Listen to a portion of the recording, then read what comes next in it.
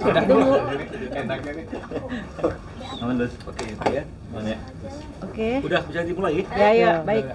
Oke, jadi terima kasih rekan-rekan media sudah datang kemari untuk memenuhi undangan kami, undangan Mas Dani, Rika. Jadi tujuan kami hari ini adalah ingin menginformasikan, ya. Informasi itu kan penting. Bahwa klien kami, Rika Ruslan, pada tanggal 29 Mei yang lalu sudah melayangkan somasi atau teguran kepada grup band The Groove, ya. Itu somasi tertutup. Kenapa kami juga perlu merasa untuk menginformasikan juga secara lisan agar diketahui oleh khalayak ramai, terutama oleh IO, oleh penyelenggara kegiatan, bahwa ada somasi ini. Karena kalau tidak diinformasikan, nanti yang tahu bahwa ada somasi ini hanya grup saja. Itu sasaran dan tujuan daripada somasi ini diberikan bisa tidak tepat, ya. Jadi poinnya dari somasi itu adalah Rika tidak mengizinkan The Groove menyanyikan lagu-lagu ciptaan Rika Ruslan tanpa izin tertulis, ya. Dan itu adalah suatu hak yang memang diberikan oleh undang-undang di pasal 9, dan sampai hari ini undang-undang tersebut masih eksis, belum dicabut, belum dikatakan tidak berlaku, belum dikatakan pasal itu tidak lagi memiliki kekuatan karena ada pasal-pasal lain di bawahnya. Jadi oleh karena itu, sesuai dengan definisi daripada pencipta itu sendiri, hak cipta itu sendiri adalah hak yang bersifat eksklusif, ya. Jadi oleh karena itu, Rika sebagai pencipta memberitahukan kepada kita semuanya, masyarakat, terutama IO dan penyelenggara kegiatan pertunjukan, bahwa The Groove sudah tidak diizinkan kecuali dengan izin tertulis dari Rika Ruslan untuk menyanyikan lagu-lagu ciptaan Rika, ya. Kalau ini dilanggar, ini tidak diindahkan, maka akan timbul konsekuensi hukum, ya, sebagaimana yang diatur oleh undang-undang ini, ya. Karena undang-undang ini hanya mengatur izin diperlukan, jika tidak meminta izin ada konsekuensi hukumnya, dan itu masih berlaku, ya. Jadi jangan kita tarik ke sana, tarik kemari penafsiran sehingga akhirnya tidak duduk dia masalah hukum ini secara proporsional, ya. Jangan sampai kita memahami pencipta itu sudah tidak memiliki hak lagi setelah dia melahirkan ciptaannya. Apalagi kalau ada pemahaman setelah karya cipta itu dipublikasikan, dipublish, kemudian dia kehilangan hak atas karya ciptanya. Itu sesat. Itu sesat dan perlu bertobat, kan gitu bahasanya, ya.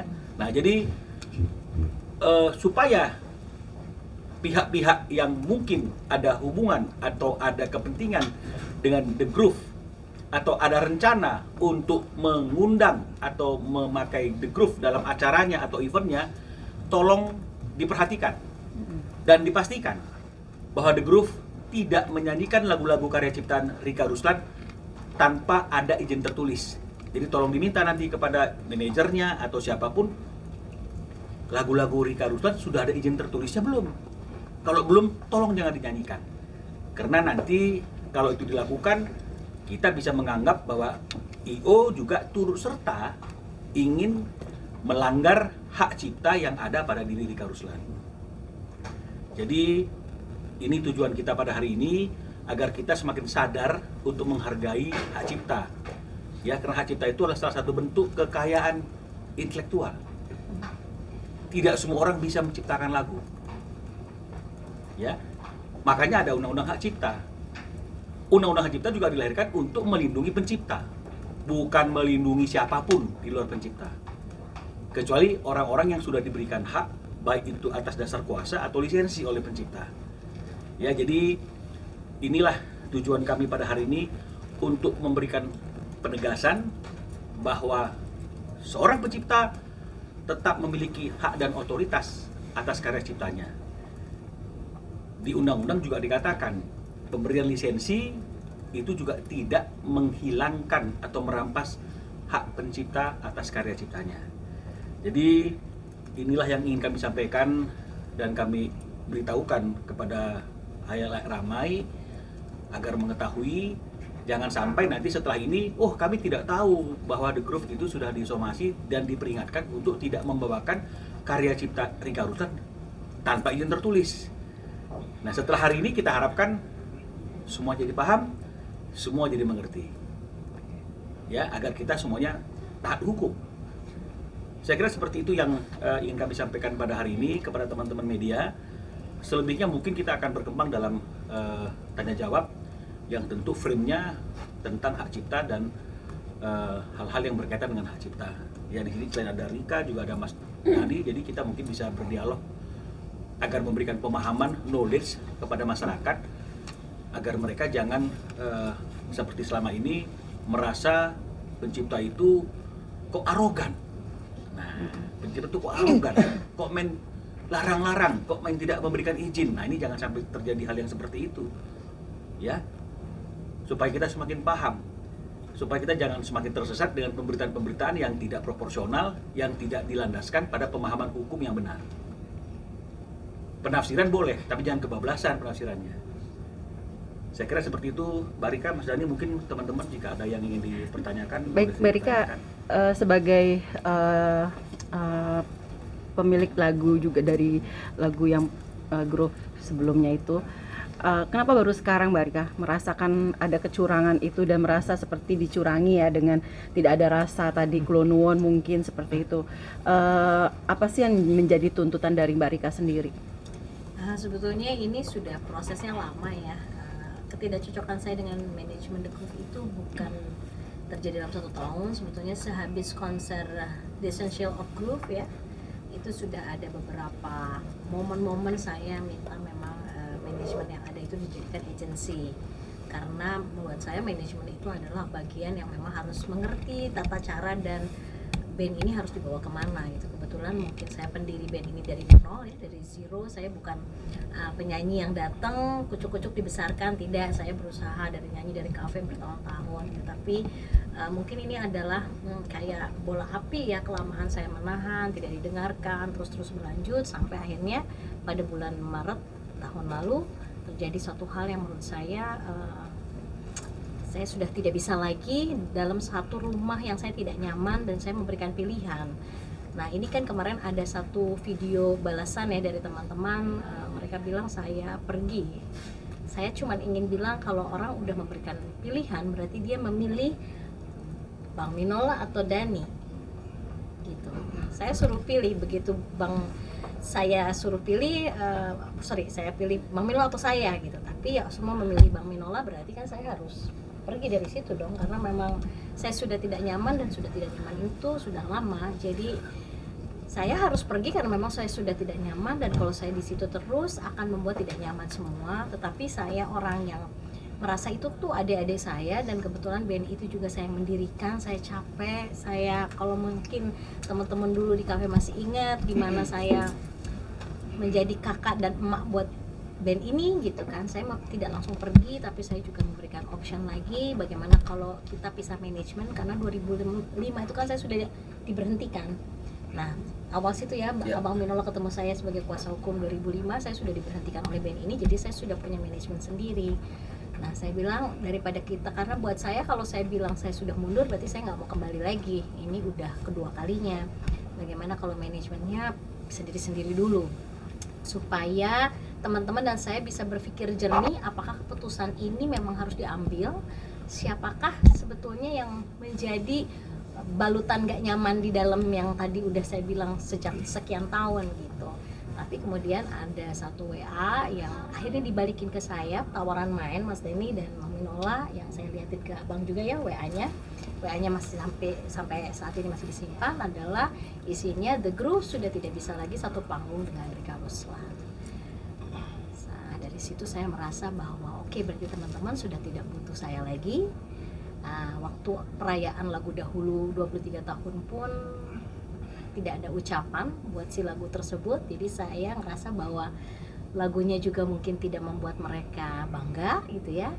Kemudian si Rikanya juga sudah tidak diinginkan di atas panggung, jadi untuk apalah gitu saya ada di situ kalau memang ini sudah menjadi duri buat teman-teman.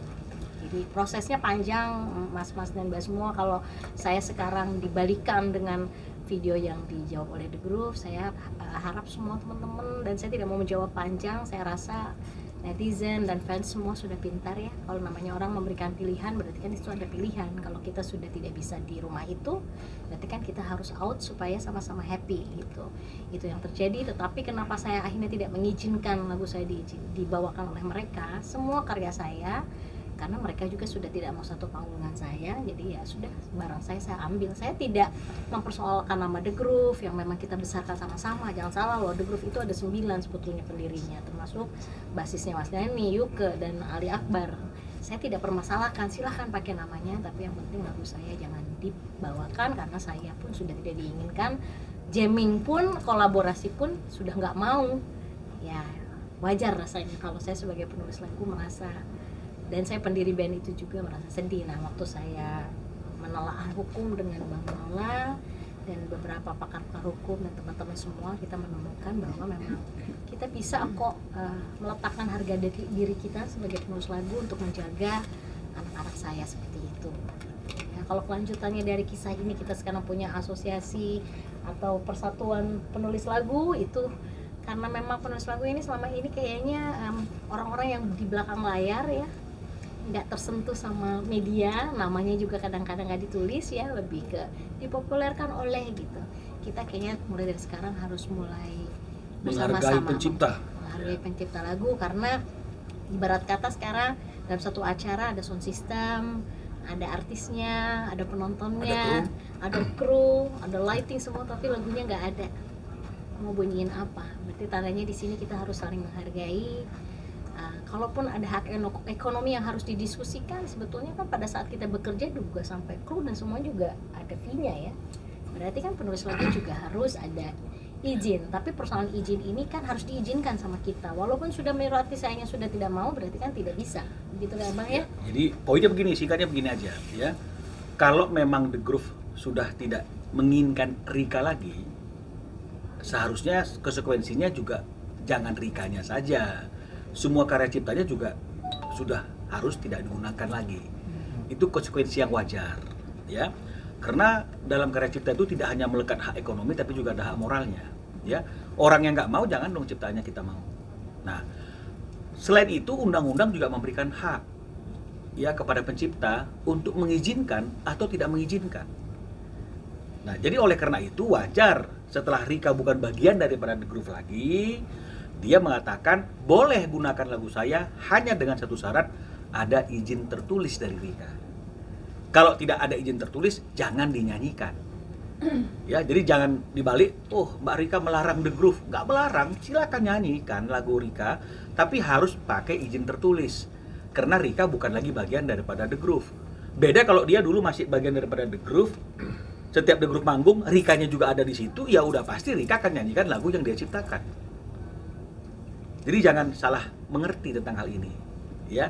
Jadi kalau orang yang sudah tidak mau, ya karya ciptanya juga jangan dinyanyikan lagi. Ini konsekuensi logis seperti yang dikatakan oleh Mas Dhani ya. Kalau Once sudah nggak di Dewa lagi, ya jangan nyanyikan lagu Dewa lagi.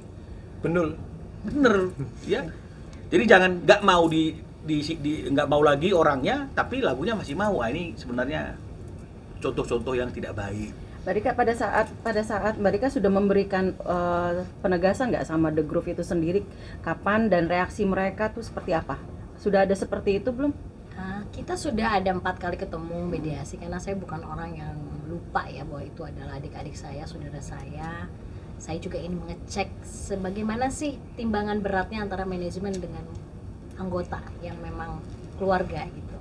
Ngecek terus gitu sampai ya, aku tiap ketemu kan luka juga ya, wah ternyata begini gitu. Nah, ujung-ujung itu sudah ada sebetulnya tulisan, karena saya selalu langkah itu saya selalu konsultasi dengan Bang Minola, dan Bang Minola menyarankan saya dengan manajemen selalu melakukan surat. Jadi surat itu sudah awalnya saya betul-betul masih oke izin dulu sama Rika.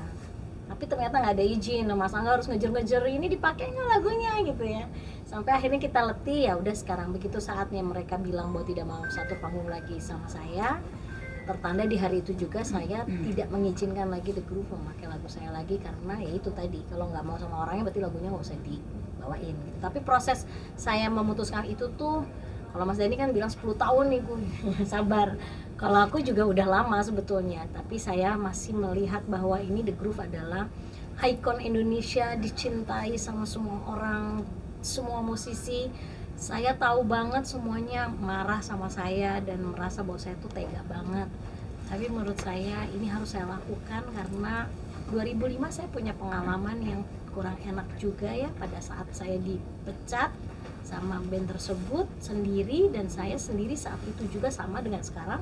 Saya harus cari player, saya harus naik ke panggung sendiri, bikin karya aja saya harus kumpulin teman-teman dan saya harus punya uang kan. Kalau namanya solo berarti kan semua harus dibayar ya. Kalau namanya grup kayaknya kok masyarakat bilang aku tega, kasihan, tapi kok nggak kasihan sih sama Rikanya. Malah saya sudah 2 kali seperti ini. Zaman 2005 saya harus dari nol untuk bisa naik panggung dan ngumpulin teman-teman yang bisa bantu saya untuk nyanyi solo.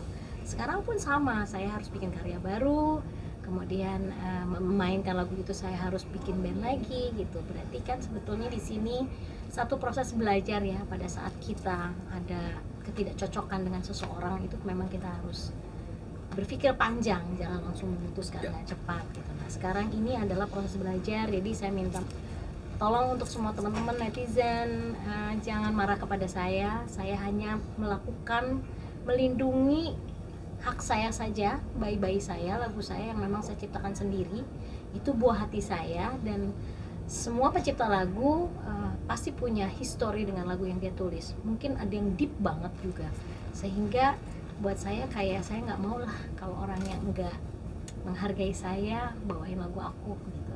Hari ini pun banyak penyanyi yang minta lagu ke saya masih tuliskan karena saya tidak ada persoalan dengan penyanyi yang lain. Saya khusus kepada orang yang memang tidak melihat saya sebagai temannya. Tapi kalau prosesnya ini lama-lama Mbak, sebetulnya mungkin 1,5 tahun lah aku konsul dengan Bang Minola, karena saya juga tidak mau melanggar hukum. Saya mengecek semuanya dengan benar, tapi ini juga mungkin akan jadi satu sejarah dalam musik Indonesia, bagaimana kita harus saling menghargai satu sama lain.